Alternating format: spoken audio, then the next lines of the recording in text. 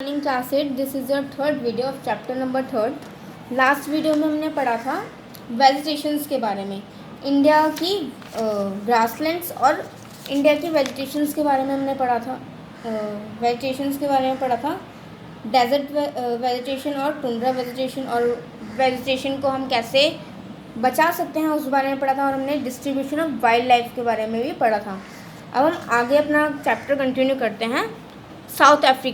South Africa में wildlife कैसी है उस बारे में पढ़ते हैं।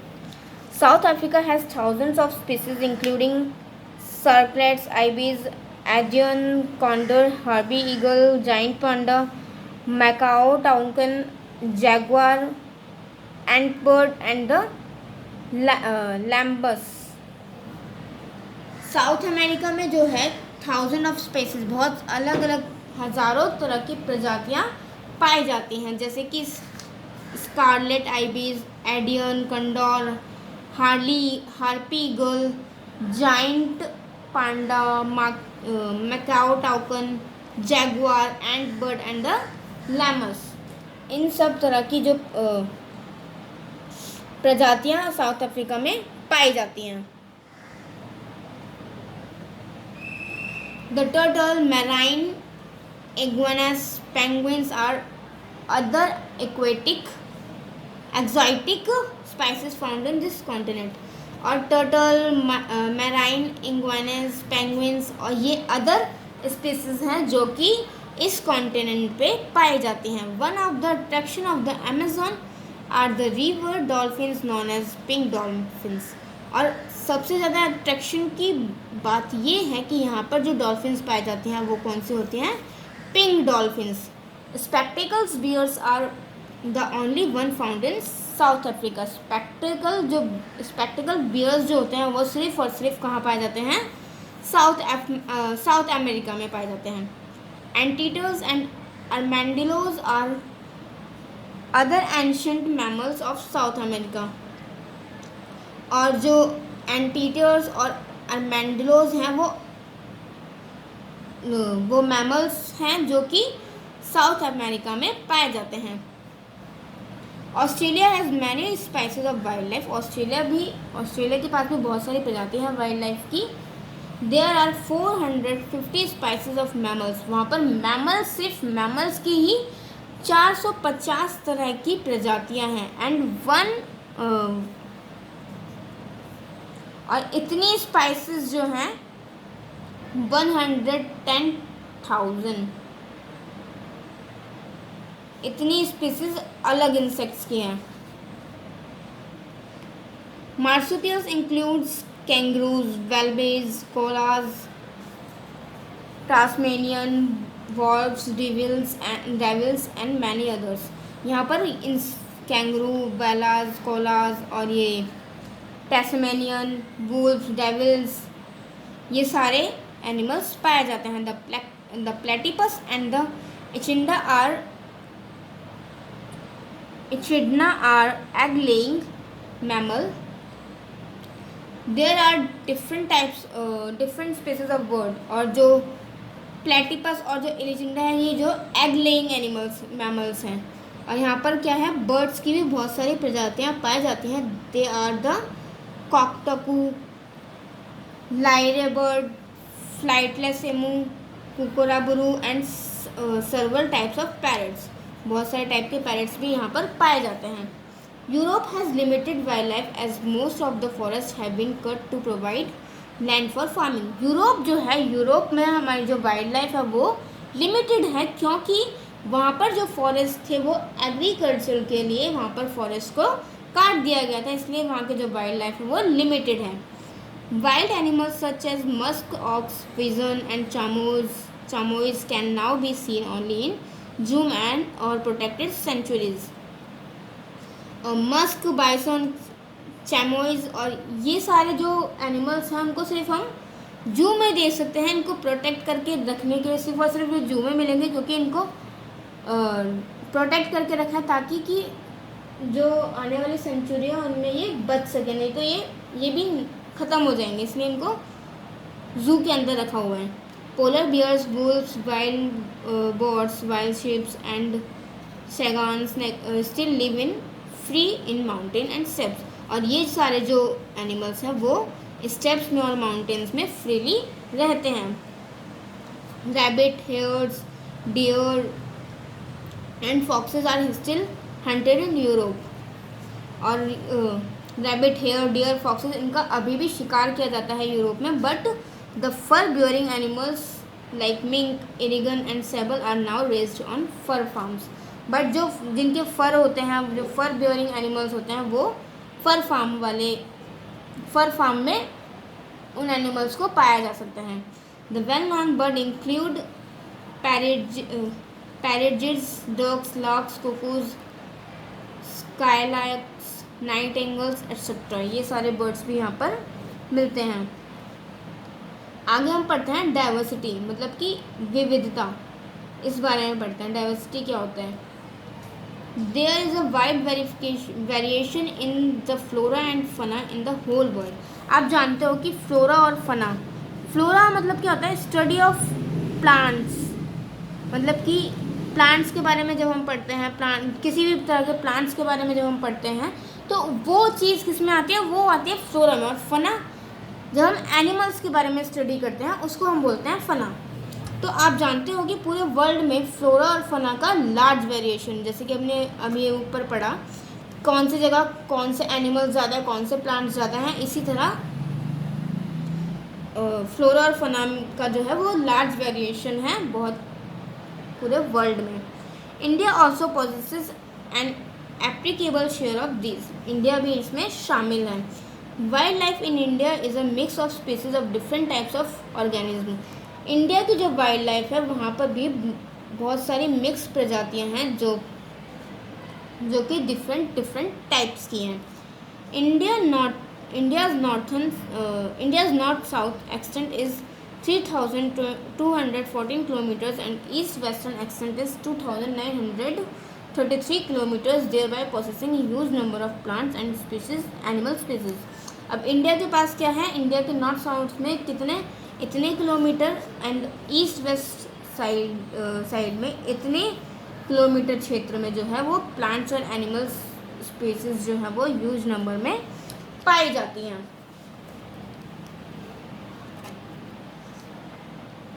India possesses about 6.5% of world's fauna. India जो है वो कितना परसेंट आती है वर्ल्ड्स के फना, मतलब कि एनिमल्स वाली जो डाइवर्सिटी है उसमें कितना परसेंट आती है, कितना परसेंट प्रेजेंट है, 6.5%. There are about 81,000 animal species and about 1,200 species of birds. क्या है यहाँ पर फना में, इंडिया में क्या है, 81,000 टाइप के इतने प्रजातियों के एनिमल्स पाए जाते हैं और 1200 प्रजातियों की बर्ड्स पाई जाती हैं. There are 2,500 species of fresh and marine fishes. और यहाँ पर 2,500 इतने प्रजातियों की यहाँ पर फ्रेश मैराइन फिशेस पाई जाती हैं. The wide variety of wildlife has been preserved in 97 national parks. जो वाइल्ड लाइफ की वाइड वैरायटी है वो 97 नेशनल पार्क्स हैं, 441 wildlife sanctuaries and 17 biosphere reserves. अब हम आगे पढ़ते हैं कंजर्वेशन ऑफ वाइल्ड लाइफ के बारे में. Human interference has resulted in tremendous amounts of damage to wildlife all around the world. जो ह्यूमन ने इंटरफेरेंस किया है वाइल्ड लाइफ में उसका नतीजा तो आपने देख ही लिया क्या है कि वाइल्ड लाइफ का बहुत नुकसान हुआ है. वाइल्ड लाइफ जो बहुत है नष्ट हुआ है. किस वजह से? क्योंकि जो इंसान हैं, ह्यूमन बींग्स हैं, उन्होंने इस चीज़ में इंटरफेयर किया. Many species have become extinct in the last few hundred dues to human activities such as poaching. अब कुछ 100 सालों पहले ही इंसानों के कारण जो है उनकी जो एक्टिविटीज़ थे, जो वो क्रियाकलाप करते हैं, कभी कुछ करते हैं, कभी कुछ करते हैं, घर बनाते हैं या कुछ भी करते हैं, कोई भी एक्टिविटी करते हैं, जिसकी वजह से क्या हुआ, वाइल्ड लाइफ का और वेजिटेशंस का नुकसान हुआ. Animals and birds are hunted ruthlessly for meat skin ivory and horns. और जो एनिमल्स थे वो उनका क्या क्या क्या ह्यूमन बींग्स हैं उनको उनका ज़्यादा शिकार किया, उनको खाने के लिए, उनका यूज़ करने के लिए, उनकी स्किन जो होती है उसका यूज़ करने के लिए उनका शिकार करना शुरू किया। Wild life conservation means taking care of the natural environment so that wild life will be a habitat. Wild life conservation का मतलब क्या होता है? वाइल्ड लाइफ कंजर्वेशन का मतलब है कि हमें अपने नेचुरल एनवायरनमेंट, जो हमारा प्राकृतिक जो एनवायरनमेंट है उसकी रक्षा करनी चाहिए, उसका ध्यान रखना चाहिए ताकि जो हमारी वाइल्ड लाइफ है वो अच्छी बनी रहे। It means rising awareness and taking action. और इसका मतलब है कि हमें जो अवेयरनेस है वो फैलानी चाहिए, जागरूकता फैलानी चाहिए लोगों में, और इसके खिलाफ कोई एक्शन लेना चाहिए ताकि ऐसा लोग जो है वो ना करें। Governments have helped in protecting animals with laws making to illegal to kill or harm endangered spices. Government ने क्या किया? गवर्नमेंट ने हेल्प की है, उन्होंने कानून बनाया है इसके अगेंस्ट कि जो भी एनिमल्स को और अलग अलग टाइप की जो प्रजाति होती है उनको अगर मारेगा, उनको खाएगा, उनको हर्ट करेगा तो उनके खिलाफ एक्शन लिया जाएगा और कुछ फाइन भरना पड़ जाएगा उनके खिलाफ, और वो जेल भी जा सकते हैं। इसके खिलाफ उन्होंने कानून बनाया। पीपल हु हर्ट और kill these protected animals can be sent to the jail for a long time और have to pay heavy fines. जो भी एनिमल्स को मारेंगे, जो भी एनिमल्स को प्रोटेक्ट नहीं करेंगे, उनको मारेंगे, उनको हर्ट करेंगे, तो इसका जो रिज़ल्ट है वो क्या होगा कि उनको जेल में भेज दिया जाएगा लंबे समय के लिए, और कुछ फ़ाइन भी उनसे लिया जाएगा, मतलब उनको फ़ाइन भी देना पड़ेगा।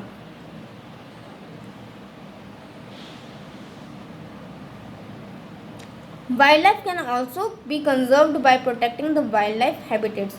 वाइल्ड लाइफ हैबिटेट्स को भी बचा कर, उनको भी प्रोटेक्ट कर उनको बचाया जा सकता है। Many countries have national parks where activities like hunting, mining, farming and fishing are illegal. बहुत सारी जगहों पर बहुत सारी ऐसी कंट्रीज़ हैं जिनके नेशनल पार्क में क्या है, ऐसी एक्टिविटीज़ बिल्कुल मना है, जैसे कि हंटिंग, माइनिंग, फार्मिंग, फिशिंग, जो कि इलीगल हैं। अगर ये कोई करता है तो उनको सज़ा मिलती है इसके विरुद्ध। Most of the time development is prevent on very limited in these areas. और बहुत सारी बार तो ऐसा होता है कि इन एरियाज़ में जहाँ पर ये सब वाइल्ड लाइफ होते हैं वहाँ पर जो डेवलपमेंट होता है वो ये बहुत लिमिटेड होता है। उस एरिया में ज़्यादा डेवलपमेंट नहीं किया जाता ताकि जो एनिमल्स और जो वाइल्ड लाइफ जो है हमारी उसको नुकसान ना पहुँचे। Zoos take care of the endangered species and help them to grow their population while in capacity। जो जूज में जो जू होते हैं वहाँ पर जो अलग अलग जो प्रजाति होती हैं, जो बहुत कम प्रजाति रह जाती हैं, उनका ध्यान रखना चाहिए। उनको टाइम से उनका खाना पीना जो भी होता है उनको टाइम से देना चाहिए और उनका ध्यान रखना चाहिए ताकि जो उनकी जो स्पीसीज़ है, उनकी जो प्रजाति है, उसकी जो पॉपुलेशन है वो बढ़ सके। An important part of protecting animals involves keeping track of animal population. These help scientists to know if the population is growing or shrinking. और इम्पॉर्टेंट पार्ट ये है एनिमल्स को प्रोटेक्ट करने के लिए क्या कि वो ट्रैक ऑफ एनिमल, मतलब कि वो जो एनिमल की पॉपुलेशन है उसको ट्रैक कर सकते हैं। और ये जो है साइंटिस्ट की इसमें हेल्प करता है पॉपुलेशन को जानने में कि जो एनिमल्स हैं वो ज़्यादा बढ़ रहे हैं कि नष्ट हो रहे हैं, कि श्रिंकिंग कर रहे हैं, वो कम हो रहे हैं। क्लास आपका चैप्टर यहीं पे फिनिश होता है।